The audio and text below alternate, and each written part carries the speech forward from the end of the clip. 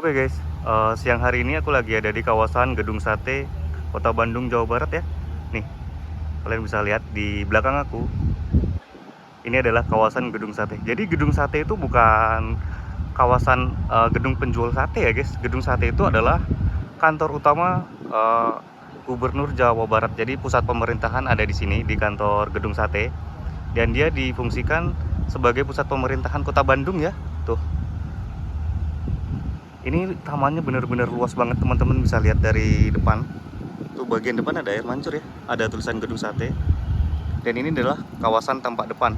Bangunannya itu seperti bangunan gedung tua atau kota lama gitu ya, pada zaman-zaman dahulu. Arsitekturnya itu terasa kental banget.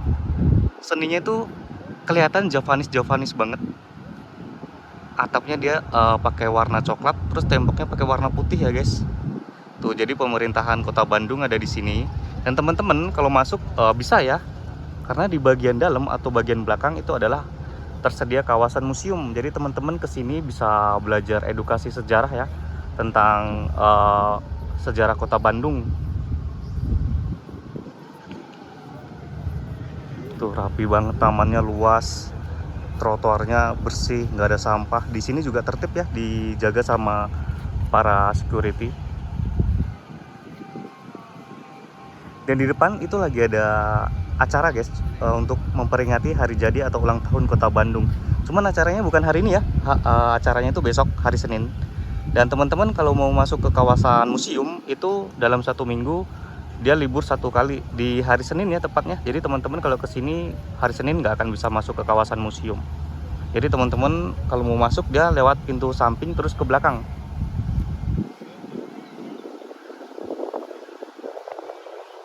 Udara di sini bener-bener seger banget guys, sejuk. Meskipun nggak sedingin Kawah Lembang dan Ciwidey ya, tapi di Bandung masih cukup bisa dimaklumi, normalisasi. Kalau dibanding sama Semarang beda jauh. Nah teman-teman masuknya dari sana, dari pintu utama. Tuh kan itu ada gerbang ya, tapi ditutup. Jadi teman-teman lewat dari sampingnya ada jalan kecil, tuh kayak jalan trotoar yang di paling pinggir. Di sini juga ada taman, itu luas banget tamannya, bahkan pepohonannya cukup rindang.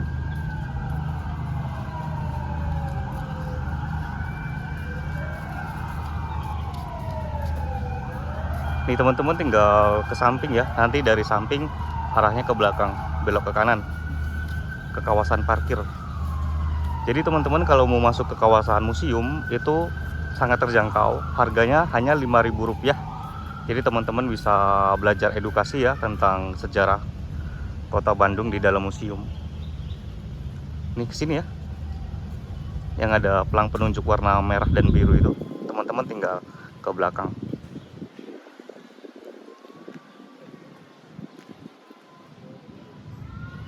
Nih teman-teman lewat trotoar juga bisa dari sini. Aku mau lewat sini aja, lebih dekat. Sama aja nanti di depan tinggal belok ke kanan. Cuacanya cerah ya guys. Jujur aku suka banget sama Bandung. Cuman ada satu hal yang aku nggak suka dari Bandung, yaitu lalu lintasnya. Di Bandung itu beda jauh ya sama lalu lintas di Yogyakarta ataupun Semarang. Di sini bener-bener padat. Bahkan tipe ke pengendara itu kurang mirip, hampir seperti di Jakarta. Jadi hampir setiap sisi jalanan pasti selalu padat guys. Mau dari jalan utama, jalan kecil, bahkan sampai ke dalam gang, itu benar-benar menguras waktu, menguras tenaga. Jadi teman-teman harus ekstra sabar ya, beda jauh memang sama kawasan Yogyakarta dan Semarang. Nah ini kawasan parkir di bagian belakang. Ini ada tulisan pintu masuk, teman-teman tinggal ke kanan ya. Tuh, Museum Gedung Sate. Dan di bagian belakang tamannya cukup luas. Tuh teman-teman bisa lihat. Dan di sini tuh teman-teman bisa lihat pergerakan dedaunan. Itu anginnya di sini kenceng banget. Bener-bener sejuk. Tuh ada taman, teman-teman bisa duduk-duduk di sana dan itu gratis ya. Nah pintu masuknya dari sini ya guys. Nih yang ada pintu kecil di bagian belakang. Ini penampakan Gedung Sate dari kawasan belakang. Jendela-jendelanya dia pakai kayu, ornamen kayu. Terus warnanya coklat. Cakep ya. Hampir mirip kayak kawasan Lawang Sewu. Nih teman-teman, beloknya ke sini. Bahkan untuk akses jalan, trotoarnya dia pakai barel pemandu difabel ya. Tuh garis kuning.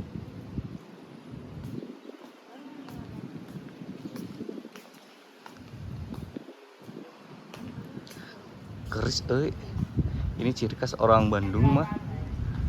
Albok. Ini ada beberapa peraturan ya. Dilarang membawa makanan, minuman, dan rokok. Barang dititipkan, dilarang membuat senjata api, dilarang membawa hewan, dan buang sampah sembarangan nggak dibenarkan.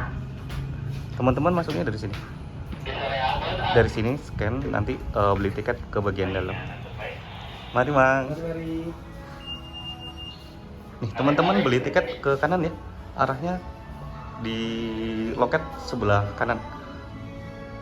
Wow, begitu masuk gedung sate ke kawasan museum, cakep banget, serius. Dia kayak ada ornamen-ornamen kayak seni ya, tapi terbuat dari kayak kuningan atau tembaga gitu, cakep. Dan untuk lajurnya dia dua arah ya guys. Ada jalan landai, ada pakai tangga. Jadi teman-teman yang bawa anak-anak pakai stroller atau lansia pakai kursi roda bisa aksesnya dari sini. Bahkan dia pakai garis kuning pemandu untuk difabel. Ini bagus banget guys, serius. Dan di sini adem ya, nggak gerah karena pakai AC pendingin udara.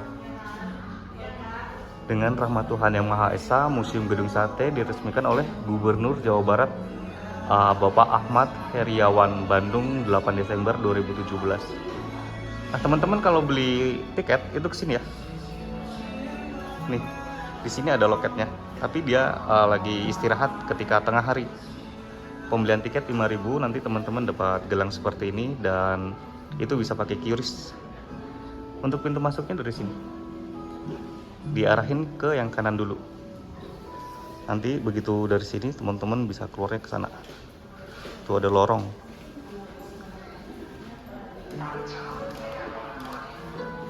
Ini ada mini peta ya, tuh. Denah Museum Gedung Sate. Tuh teman-teman bisa belajar tentang banyak hal. Tentang sejarah, terus tentang budaya, tentang berdirinya gedung sate. Dan di sini tuh banyak guys. Tempatnya nyaman, bersih, tenang, banyak penerangan juga ya. Tuh lantainya juga bersih.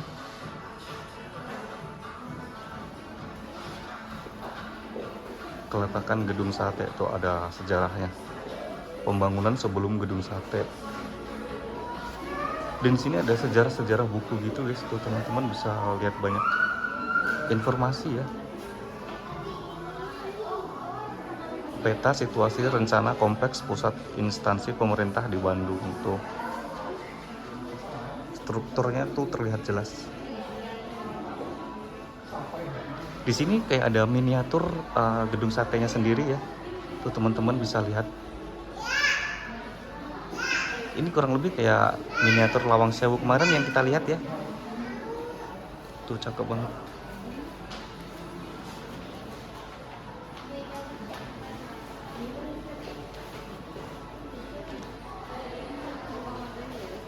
Proses pembangunan juga tersedia ya, dari tahun ke tahun. Tuh.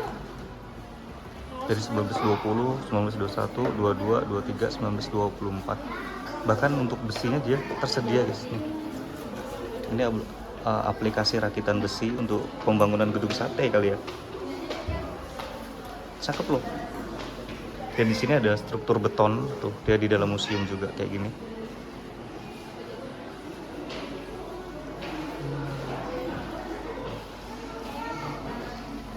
Fakta pembangunan gedung sate, biaya pembuatannya 6 juta golden. Jadi 6 juta golden itu pada zaman dahulu belum ada rupiah mungkin kali ya guys. Tuh. Nggak ngerti aku 6 juta golden itu berapa. Kalau dirupiahin mungkin miliaran atau berapa ya. Banyak mungkin ya. Di sini juga ada miniatur gedung sate. Tuh. Ini versi otentiknya ya. Tuh, cakep banget ya, serius.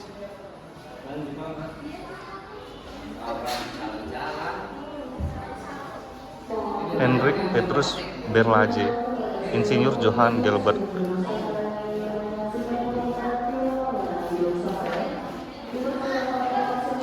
Bahkan ada ornamen kayak jendela-jendela gedung sate ya di sini.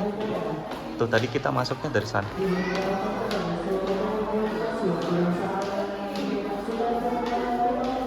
Ini seperti ada tembok.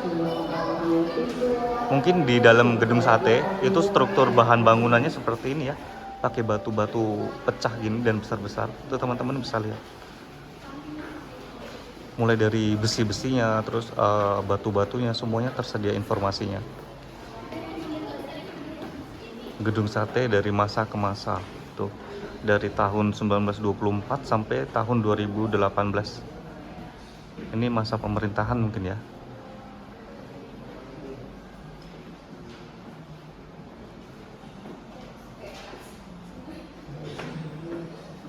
Bahkan ada ini angklung guys, tuh ini angklung, teman-teman bisa lihat ya, cakep.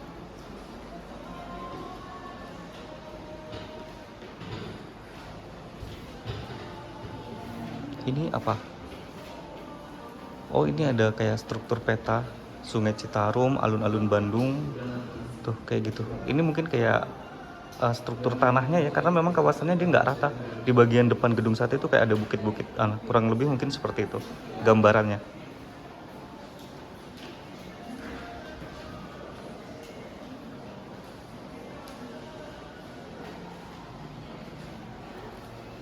Di sini juga ada telepon zaman dulu tuh.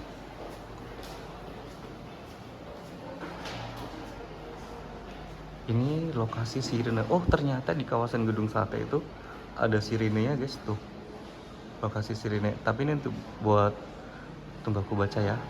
Saat pembangunan gedung sate selesai tahun 1924, menara yang berfungsi untuk petinggi Belanda. Mana ya? Ini masih berfungsi, dimanfaatkan, tujuan untuk pemerintah Republik Indonesia. Nggak ada guys keterangannya. Tuh ada titik lokasi ya, dari Bandung, Sumedang, Cicalengka, Subang, Purwakarta, Cianjur. Itu mungkin informasi ini ya, lokasi sirine dari Bandung ke Pangalengan kedengaran dari 10 kilo, 20, 30, 40 kilo. Mungkin gitu ya. Nih, ini ada kayak besi tua gitu, besi. Mungkin ini sirinenya kali ya guys. Makanya bisa sejauh itu lokasi sirinenya untuk informasi suaranya. Kisah 7 pemuda. Wow, ini teman-teman yang hobinya sejarah pasti suka banget, dan aku saranin ke sini ya. Bukan untuk teman-teman yang hobi sejarah, tapi teman-teman yang punya keluarga, khususnya anak-anak, ini wajib sih menurut aku. Kalau ke kawasan Bandung jangan lupa mampir ke kawasan museum ya.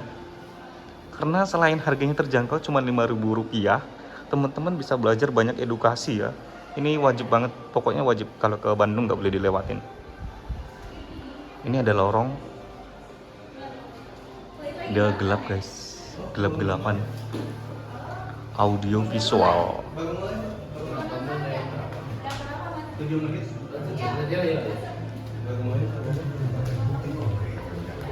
Mang, punten, boleh rekaman di dalam?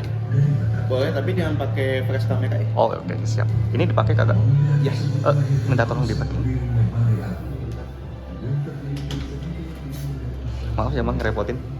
Nggak apa-apa. Oke, terima kasih Mang.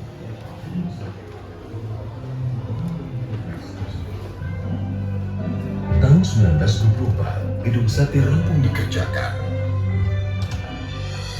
Dari segi arsitektur, gedung sate mendapatkan pengakuan sebagai mahakarya karena berhasil memadukan berbagai elemen nilai arsitek kebudayaan Timur dan Barat dengan serasi.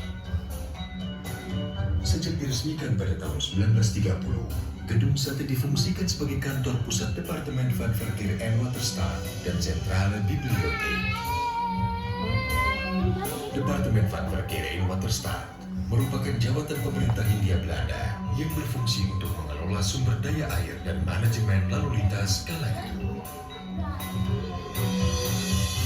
Jadi dia kurang lebih kayak nonton bioskop guys. Tapi boleh rekaman ya, tuh banyak yang rekaman. Tapi nggak boleh nyalain flash. Penggabungan ini menjadikannya sebagai perpustakaan terbesar di Asia Tenggara. Waktu berlalu hingga terjadinya Perang Dunia Kedua. Jerman di bawah kepemimpinan Hitler menguasai Polandia pada 1 September 1939. Peristiwa ini menimbulkan efek domino ke seluruh dunia, termasuk kota Bandung. Jepang yang beraliansi dengan Jerman mengamankan wilayah Indo-Pasifik dari cengkraman aliansi musuhnya. Pada tahun 1942, Belanda menyerah atas gempuran Jepang dalam Perang Pasifik. Membuat Jepang menguasai kota Bandung dan menjadikan Gedung Sate sebagai pusat pemerintahan Jawa Madura. Sedangkan jawatan Departemen Van Verkeer and Waterstaat dirubah menjadi Kotubu Bonshitsu, sebuah instansi milik Jepang yang berfungsi sama. Sejak itu, istilah pekerjaan umum lazim digunakan sampai sekarang.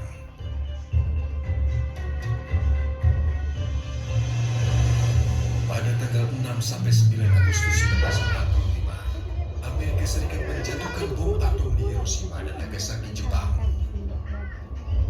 Peristiwa itu menandakan kemenangan absolut Perang Pasifik oleh Aliansi Barat.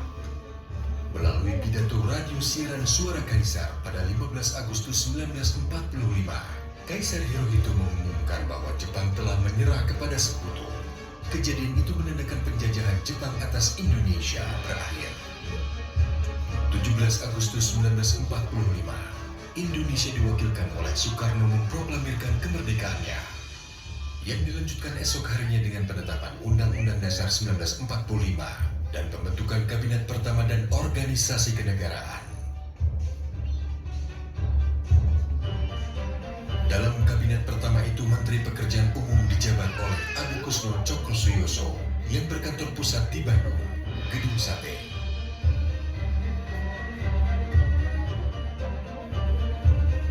Walaupun sudah memproklamasikan kemerdekaannya, Indonesia tidak serta-merta menikmatinya secara utuh. Pada tanggal 4 Oktober 1945, tentara sekutu yang diikuti oleh Nika dan Gurkha memasuki kota Bandung untuk merusak kedaulatan NKRI. Pada tanggal 3 Desember, pasukan sekutu menyerang Gedung Sate. 21 orang pemuda dari Angkatan Muda DPU berjuang habis-habisan mempertahankan Gedung Sate. Sebagian besar terluka berat dan 7 orang dinyatakan hilang.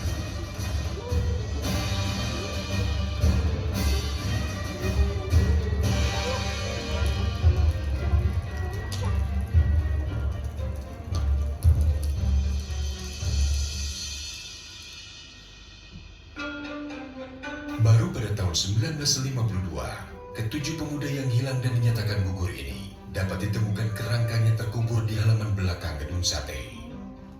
Kerangka ini kemudian dipindahkan ke Taman Makam Pahlawan Cikutra. Ketika Insinyur Hadi Juanda menjabat sebagai Menteri Pekerjaan Umum, tanggal 3 Desember ditetapkan untuk diperingati sebagai Hari Kebaktian Pekerjaan Umum.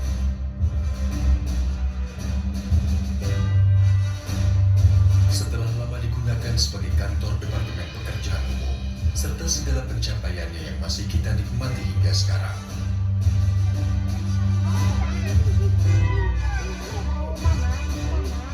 Tahun 1980, Gubernur Jawa Barat Aan Kunaifi memindahkan kantor Pemprov Jabar dari Gedung Kertamu di Jalan Braga ke Gedung Sate.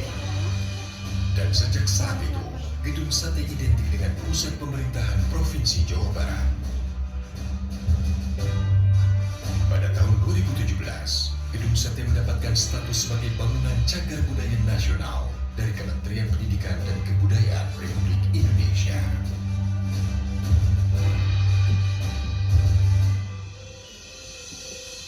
Gedung Sate, mahakarya klasik tak lekang oleh waktu. Sebuah landmark Jawa Barat yang kita jaga dan cintai, menjadi saksi sejarah perjuangan bangsa Indonesia agar menjadi bangsa gemah ripah, repeh rapi.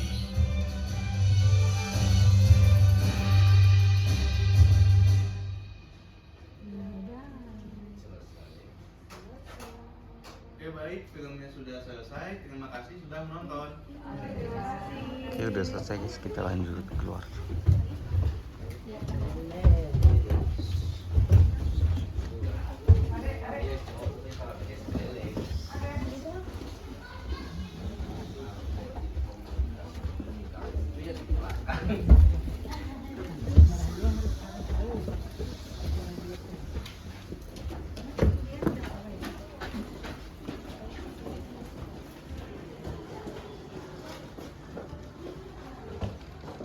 Jadi dia bentukannya kayak mini bioskop ya. Dan untuk visual audionya bagus, bersih, jernih. Kita lanjut ke kawasan lain.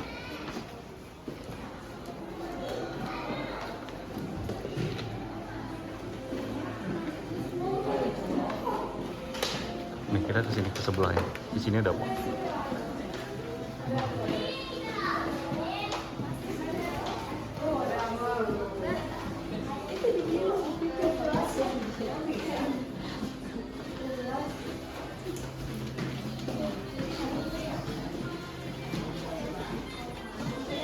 Ini kayak ada peninggalan tentang peralatan zaman dulu ya. Tuh teman-teman bisa lihat di layar, di sana ada informasi.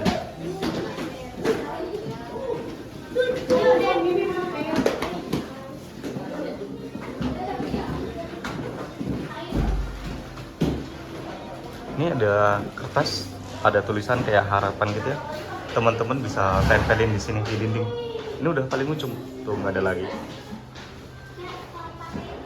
Dan atapnya bisa pakai kayak apa ya, akrilik atau ya, jadi cahayanya itu bisa masuk kayak kaca-kaca gitu, tembus cahaya. Kita kembali ya.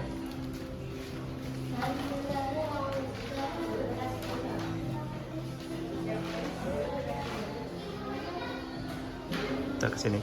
Memang di sini kawasannya itu banyak anak-anak ya, karena memang bagus banget untuk edukasi masa pertumbuhan anak-anak. Virtual reality juga tersedia. Ini teman-teman yang mau main VR ada di sini ya.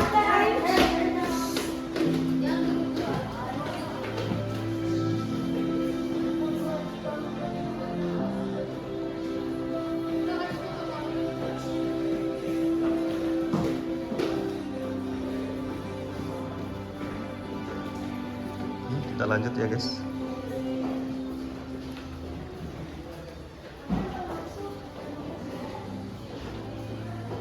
Ini udah paling ujung, nggak ada lagi, kita harus ke kiri. Aksesnya ditutup, dilarang masuk. Ini lorong menuju ke pintu keluar ya.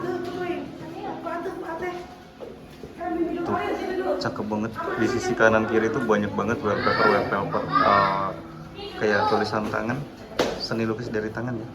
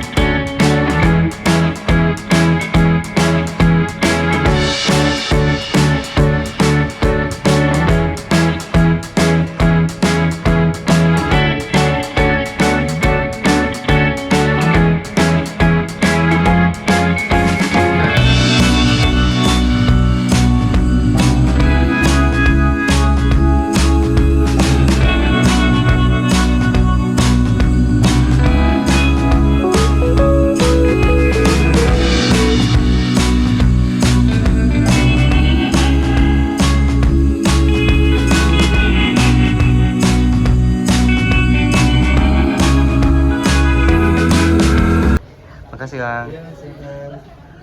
Nih, kita tadi masuk dari sini ya, kawasan utama. Oke, terima kasih buat teman-teman semua yang udah nonton video vlog aku kali ini di kawasan Museum Gedung Sate ya. Terima kasih dan sampai ketemu di video kita berikutnya. Sampai jumpa guys. 1, 2, 3. Kan lagi 1, 2, 3. Oke, udah bagus.